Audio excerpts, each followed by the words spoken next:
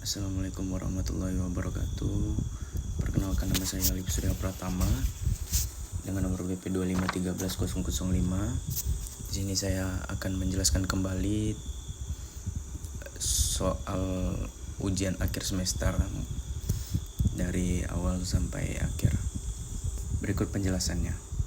Baik, penjelasan yang pertama yaitu di nomor 1 yang A, yaitu konversi suhu. Soal ini membahas suhu kerja optimal fotobioreaktor mikroalga yaitu 86 Fahrenheit. Karena dalam perhitungan teknik kita menggunakan satuan SI, maka perhitungan suhu ini dikonversi ke derajat Celcius. Berikut rumus konversi yaitu TC sama dengan 5/9 T dalam kurung F kurang 32. Perhitungannya yaitu T sama dengan 5/6 86 dikurang 32 sama dengan 56 kali 54. Dikarenakan 86 dikurang 32 hasilnya 54 sama dengan, untuk hasilnya sama dengan 30 derajat Celcius. 30 derajat Celcius. Jadi suhu kerja optimal fotobioreaktor mikroalga tersebut adalah 30 derajat Celcius. Lanjut ke nomor 1B, perhitungan kalor, yaitu S menjadi air dengan suhu 25 derajat Celcius. Pada soal ini S bersuhu min 5 derajat Celcius digunakan sebagai media pendingin, lalu mengalami 3 tahap proses kalor, yaitu yang pertama pemanasan es dari min 5 derajat Celcius ke 0 derajat Celcius. Yang kedua itu peleburan es menjadi air. Yang ketiga pemanasan air dari 0 derajat ke 25 derajat Celcius. Kita lanjut ke tahap pertama, yaitu tahap pertama ada pemanasan es. Pemanasan es disebutkan rumus sebagai berikut, yaitu Q1 sama dengan M kali C nya S dikali delta T. Q1 sama dengan 0,5 dikali 2,108 dikali 5 sama dengan 5,27 kJ. Dan lanjut lagi ke tahap kedua, yaitu peleburan es dengan rumus M kali L, yaitu sama dengan 0,5 dikali 334 sama dengan 167 kJ. Lanjut ke tahap 3, yaitu pemanasan air. Rumusnya yaitu M kali C air dikali delta T, 0,5 dikali 4,184 dikali 25 sama dengan 52,3 kJ. Dengan kalor total yaitu Q total sama dengan Q1 tambah Q2 tambah Q3 sama dengan 5,27 tambah 167 ditambah 52,3 sama dengan hasilnya yaitu 224,6 kJ. Total kapiler yang diperlukan dalam proses ini adalah lebih kurang 224,6 kJ.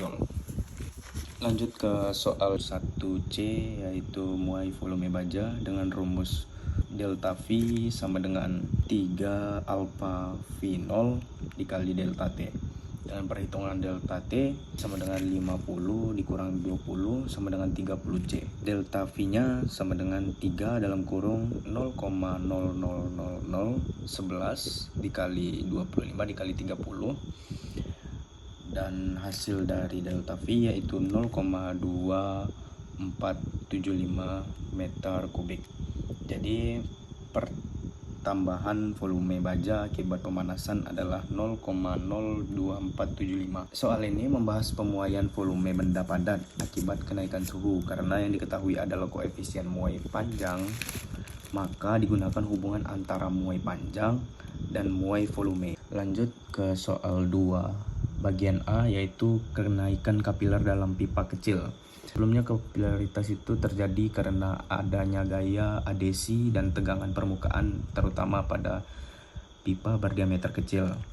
Langsung saja masuk ke rumus kapiler, yaitu H sama dengan 2 gamma cos theta per rho GR dengan perhitungan jari-jarinya 0,75, bisa juga diubah ke 7,5 dikali 10 min 4 meter. H sama dengan 2 dalam kurung 0,025 cos 10 per 900 dikali 10 dikali 7,5 kali 10 pangkat min 4, dan hasil H-nya sama dengan 7,3 mm.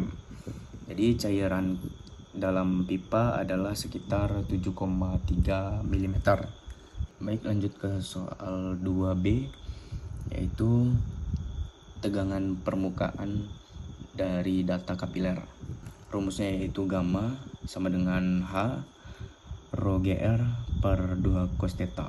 Data yang didapat diubah semua ke dalam satuan SI dari diameter, mulai dari diameter sama dengan 3 mm, jari-jarinya sama dengan 1,5 mm, bisa diubah ke meter yaitu 1,5 kali 10 min 3 meter.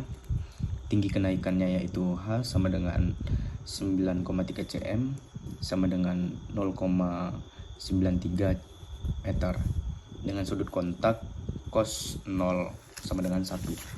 Langsung masuk ke perhitungannya yaitu gamma sama dengan dalam kurung 0,093 dalam kurung 950 dalam kurung 10 dalam kurung 1,5 kali 10 pangkat min 3 per 2 kali 1.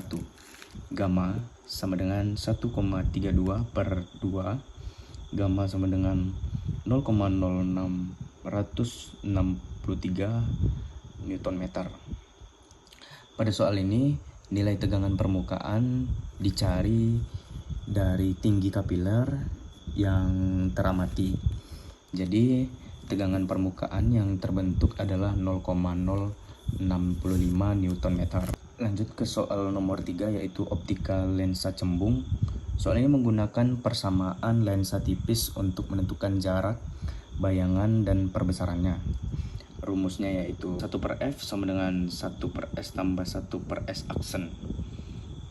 Dengan perhitungan 1 per 12 sama dengan 1 per 3 ditambah 1 S aksen, karena S aksennya belum diketahui. Jadi kita mencari S aksennya.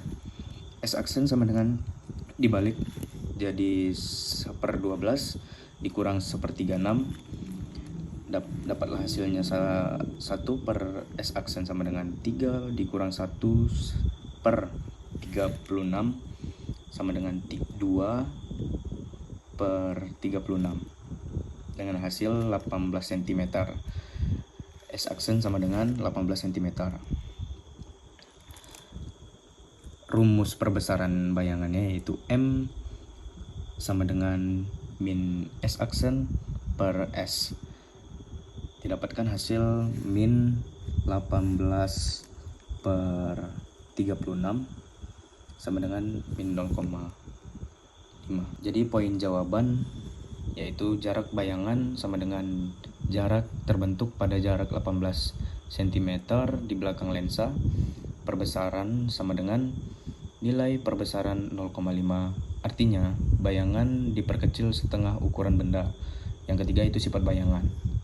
Karena si S lebih besar daripada F dan S aksen positif, maka sifatnya nyata terbalik diperkecil.